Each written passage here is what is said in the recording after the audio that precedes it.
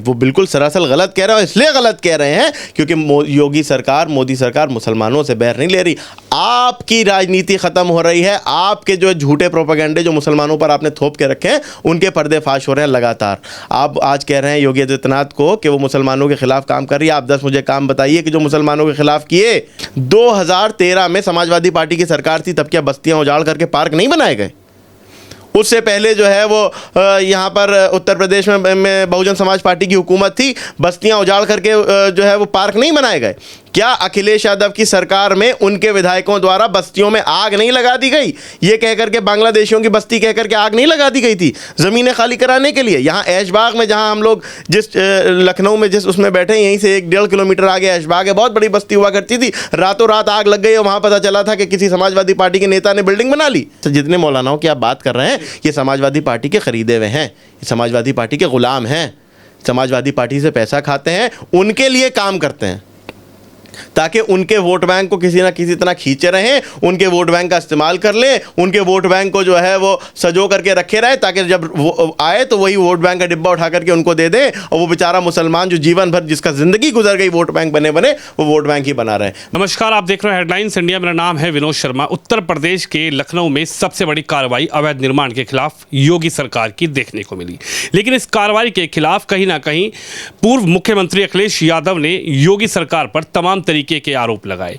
अखिलेश यादव जी का कहना है कि योगी जी कहीं ना कहीं बदले की कार्रवाई कर रहे हैं। योगी सरकार के कई मंत्री भाजपाई कहीं ना कहीं अवैध निर्माण करके बैठे हैं, लेकिन योगी सरकार को सिर्फ मुसलमान दिखाई देते हैं। इसी पर बात करने के लिए मेरे साथ शमसी साहब हैं। सर, कैसे देखते हैं अकबर नगर में सबसे बड़ी कार्रवाई इस उत्तर प्रदेश की अवैध निर्माण के खिलाफ देखने को मिली, लेकिन वहीं उत्तर प्रदेश के पूर्व मुख्यमंत्री जब मुख्यमंत्री योगी के बारे में ये कहते हैं कि भाई मुख्यमंत्री सिर्फ मुसलमानों पर कार्रवाई कर रहे हैं, भाजपाइयों पर कोई कार्रवाई नहीं कर रहे। देखिए, मैं इसको इस तरह से देखता हूँ कि उत्तर प्रदेश के मुख्यमंत्री महाराज योगी आदित्यनाथ वैध, अवैध, क्रिमिनल और शरीफ इंसान में कभी ये नहीं देखते कि वो किसका धर्म, उसकी जाति, उसका पंथ, उसका मज़हब क्या है। ना तो कभी क्रिमिनल की जाति देखी जाती है, न धर्म देखा जाता है, ना कभी अवैध की जाति और धर्म देखा जाता है। आज अखिलेश यादव अकबर नगर पर सवाल उठा रहे हैं। अकबर नगर पर लंबे समय से बसी एक अवैध बस्ती जो नाले के किनारे थी, जिसको हटाने के लिए जिसके बारे में जो उच्च न्यायालय तक में जो प्रकरण गया, उसको वहाँ से हटा करके वहाँ पर जिन लोगों को 1700 मकान योगी सरकार ने उन लोगों को दिए, और ज़्यादा दिए हैं, बल्कि 1700 की मुझे जानकारी थी, और 1800 के लगभग 1800 के करीब मकान, हाँ, प्रधानमंत्री आवास योजना के मकान उनको दिए गए। 1800 उनको अवैध से वैध किया। अखिलेश यादव उसमें भी हिंदू और मुसलमान, उसमें भी जो है अपना वोट बैंक देख रहे हैं, हिंदू और मुसलमान नहीं देख रहे हैं। To be very frank, to be very clear, वो वहाँ पर अपना वोट बैंक देख रहे हैं, जिस वोट बैंक के आधार पर अभी आज समाजवादी पार्टी जो है वो 2024 के बाद 2027 में सरकार बनाने के सपने देख रही है। जिस वोट बैंक के आधार पर उस वोट बैंक को देख रही है, उस वोट बैंक को साज रही है। 2013 में समाजवादी पार्टी की सरकार थी, तब क्या बस्तियाँ उजाड़ करके पार्क नहीं बनाए गए? उससे पहले जो है वो यहाँ पर उत्तर प्रदेश में बहुजन समाज पार्टी की हुकूमत थी, बस्तियां उजाड़ करके जो है वो पार्क नहीं बनाए गए। क्या अखिलेश यादव की सरकार में उनके विधायकों द्वारा बस्तियों में आग नहीं लगा दी गई? ये कहकर के बांग्लादेशियों की बस्ती कहकर के आग नहीं लगा दी गई थी ज़मीनें खाली कराने के लिए? यहाँ ऐशबाग में, जहाँ हम लोग जिस लखनऊ में जिस उसमें बैठे हैं, यहीं से 1-1.5 किलोमीटर आगे ऐशबाग है, बहुत बड़ी बस्ती हुआ करती थी। रातों रात आग लग गई और वहाँ पता चला था कि किसी समाजवादी पार्टी के नेता ने बिल्डिंग बना ली। ये सारी बातें, देखिए, ये सारी बातें वो लोग करते हैं, वो कर रहे हैं कि जिनके मंसूबे हमेशा ये रहे हैं। लेकिन मैं बता देना चाहता हूँ, कह देना चाहता हूँ कि उत्तर प्रदेश में भारतीय जनता पार्टी की सरकार, महाराज योगी आदित्यनाथ जी के नेतृत्व की सरकार कभी किसी के साथ भेदभाव नहीं करती, कभी धर्म का, कभी अवैध का या कभी क्रिमिनल का धर्म नहीं देखती। जो अवैध है वो अवैध है, चाहे हिंदू का हो या मुसलमान का हो। जो क्रिमिनल है वो क्रिमिनल है, चाहे हिंदू हो या मुसलमान। अखिलेश यादव जी के साथ ही कहीं ना कहीं ओवैसी साहब भी सवाल उठा रहे हैं। ओवैसी साहब कह रहे हैं कि उत्तर प्रदेश में करारी हार भाजपा को देखनी पड़ी, इसलिए योगी आदित्यनाथ अब ताबड़तोड़ कार्रवाई कर रहे हैं। लेकिन कार्रवाई मस्जिदों पर कर रहे हैं, कार्रवाई मुसलमानों पर कर रहे हैं, कार्रवाई उन बस्तियों पर कर रहे हैं जिन बस्तियों का नाम अकबर नगर है, अबरार नगर है। भाई, अकबर नगर है, अबरार नगर है, ये नाम किसने रखा है? दूसरी बात ये मैं ये पूछना चाहता हूँ, अकबर नगर को पर वो आकर के हिंदू और मुसलमान की बात कर रहे हैं, वो किन मस्जिदों की बात कर रहे हैं? जो अकबर नगर में मस्जिद तोड़ी गई है उसकी आप बात कर रहे हैं? वहाँ पर अगर 2 मस्जिदें तोड़ी गई हैं तो वहाँ पर 5-7 मंदिर भी थे तोड़े गए, उसके बारे में क्यों नहीं चर्चा की? आप सेक्युलर हैं तो सबकी बात कीजिए। सेक्युलरिज्म किसी एक का पक्ष रखने की बात नहीं होती, सेक्युलरिज्म किसी एक का साथ देने की बात नहीं होती, सेक्युलरिज्म वोट बैंक को साधने के लिए नहीं होता। जो सही है वो सही की बात कीजिए, जो गलत है वो गलत है, जो अवैध है वो अवैध है। दूसरी बात ये कि वहाँ पर जिस जगह पर इस बस्ती को हटाया गया है, वहाँ पर जो ज़मीन खाली कराई गई है वो रिवर फ्रंट के लिए है, वो विकास कार्यों के लिए है। वहाँ से हटाए हुए लोगों को बसाया गया है, बाकायदा लोगों को जगहें दी गई हैं, जो जहाँ रहेंगे वहाँ नमाज़ पढ़ेंगे। यहाँ थोड़ी ना नमाज़ पढ़ेंगे, यहाँ पर केवल और केवल इस वजह से कि ओवैसी साहब कह रहे हैं इसलिए बना होना चाहिए। नहीं, जो गलत है वो गलत है। जब सब हट रहा है तो वो भी हट रहा है। ये समाजवादी पार्टी की सरकार नहीं है। समाजवादी पार्टी की सरकार में किस तरह से, मैं बता दूं आपको एक किस्सा, मैं थोड़ा सा लंबा है मगर मैं बताऊंगा। समाजवादी पार्टी की सरकार में किस तरह से तुष्टीकरण किया जाता था मैं आपको बताना चाहता हूं। हम लखनऊ की बात कर रहे हैं, लखनऊ में बैठे हैं, राजधानी है। अखिलेश यादव को बड़ा घमंड गुरूर होता था कि साहब लखनऊ का मॉडल मैंने बड़ा अच्छा लखनऊ में विकास काम कर दिया। लखनऊ में इंदिरा गांधी प्रतिष्ठान से लेकर के गोमती नगर विश्वासखंड चौराहे तक एक फ्लाईओवर है। इंदिरा गांधी प्रतिष्ठान से चढ़ेगा वो गोमती नगर पे उतरेगा। जहाँ पे वो फ्लाईओवर उतरा है, अगर आप वहाँ पर जाइएगा तो एक चीज़ गौर कीजिएगा, वो फ्लाईओवर जहाँ उतरा है वहाँ थोड़ा सा नीचे उतरा है, उसके बाद फिर ऊपर चढ़ा है, फिर नीचे उतरा है, एक लहर टाइप में उसको बनाया गया। जानते हैं वो क्यों बना है? जहाँ पर वो फ्लाईओवर जब वो बन रहा था, बसपा सरकार में जिस वक्त वो फ्लाईओवर बन रहा था, उस वक्त वो फ्लाईओवर 2 साल तक रुका रहा, क्योंकि जहाँ पर वो उतर रहा था वहाँ पे 800 या 600 स्क्वायर फीट सुन्नी वक्फ बोर्ड की भूमि का एक टुकड़ा था। सुन्नी वक्फ बोर्ड की भूमि का एक टुकड़ा था 600 या 800 स्क्वायर फीट का जी। उस समय 2 साल तक वो फ्लाईओवर रुका रहा, उस टुकड़े को सरकार नहीं एक्वायर कर पाई। वहां पर जब दोबारा समाजवादी पार्टी की सरकार आई, रुके हुए फ्लाईओवर को क्रेडिट लूटने का काम शुरू करने के लिए अखिलेश यादव ने उसको बनाना शुरू किया।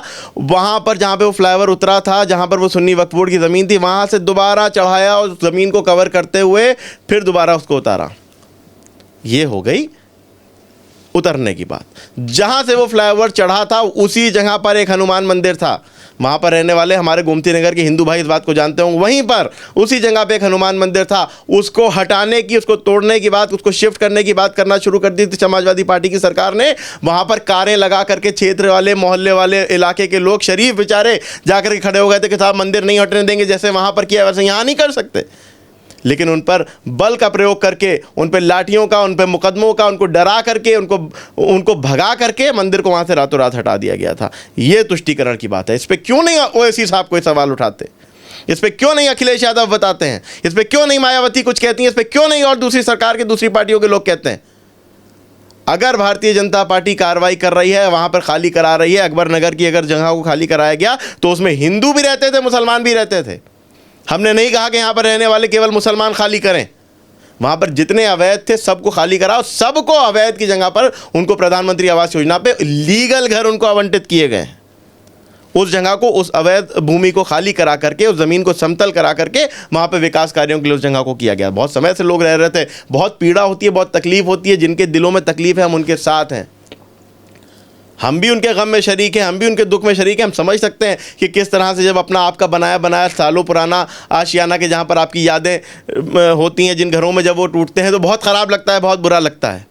लेकिन मेरा सवाल उन समाजवादी पार्टी के तथाकथित सेक्युलर नेताओं से है, उन तथाकथित सेक्युलर मौलानाओं से है, जो हर चीज़ में अपना वोट बैंक ढूंढने की कोशिश करते हैं, जो हर चीज़ में वोट बैंक की राजनीति करने की कोशिश करते हैं। वो मुझे ये बताएं कि वहाँ पर ओवैसी साहब और ऐसे लोग मस्जिदों पर सवाल पूछ रहे हैं, क्यों नहीं वो 800 स्क्वायर फीट का टुकड़ा ले पाए थे, या अगर नहीं ले पाए थे, वहाँ पर आपने लहर बना करके फ्लाईओवर उठा दिया था, तो क्यों आपको हनुमान मंदिर हटाना पड़ा? इस पर जवाब दीजिए। इसलिए नहीं देंगे क्योंकि उस हनुमान मंदिर को हटाने से आपका वोट बैंक नहीं छिटक रहा था, लेकिन इस 600 स्क्वायर फीट के टुकड़े से आपका वोट बैंक छिटक रहा था, इसलिए आपने नहीं किया। शमशी साहब, आप भी एक मुस्लिम हैं, एक समाज सेवी हैं, लेकिन सवाल एक मौलाना है कौसर हयात, वो ये कह रहे हैं कि योगी अवैध मुख्यमंत्री हैं, योगी को मुख्यमंत्री नहीं बनाना चाहिए था। योगी खुल्लम खुल्ला मुसलमानों से टक्कर ले रहे हैं, खुल्लम खुल्ला मुसलमानों से आमना सामना कर रहे हैं, लेकिन कहीं ना कहीं योगी सरकार जिस तरीके से मुसलमानों को परेशान कर रही है, इसका खामियाजा भुगतना पड़ेगा। देखिए, सबसे पहली बात ये, जिन मौलाना साहब का आपने नाम लिया, मैंने उनका नाम पहले कभी नहीं सुना, टू बी वेरी फ्रैंक। अब वो मौलाना वैध हैं या नहीं है मुझे नहीं पता, हो सकता है वही अवैध हो।